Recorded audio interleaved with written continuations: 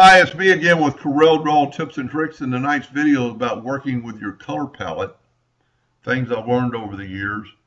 If you want to look at your color palette, you can left click and go one at a time, or you can hold down your left mouse button and it'll go very fast. Now to get back to the top, we can go right up here to this arrow and we can right click, and it does kind of like a page at a time. Now I'm using RGB because I'm a laser engraver, but if you click on this double arrow, you will see all your colors. So one thing I've always done is if you're at the bottom of the screen and you want to go back to your normal engravable colors, you can look at them all and then double click on the right and it'll bring it back into the top of your color palette.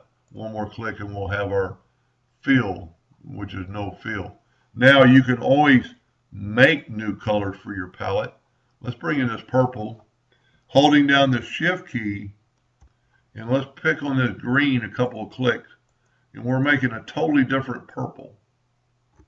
Then take your eyedropper tool and bring it over. It's actually going to tell you the RGB values of it, and double click on it, and it put it in your color palette if you want to use that purple again. Of course, laser engravers would never use purple, but it is pretty cool. So just think about that the next time. Double arrow, look at all your palettes. To go back up, double click. Let me do that again. Get the eyedropper tool.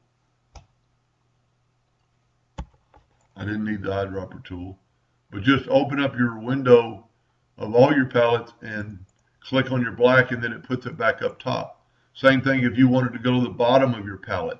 You can click on there, and there's your bottom of your palette. There's the color we just produced. And if you ever wanted to use that color again, you just click on that color and you've got that color. So it makes it a lot faster than left clicking to right click, and it'll go right back to the top. Anyway, I hope that helped a little bit, and thank you for watching.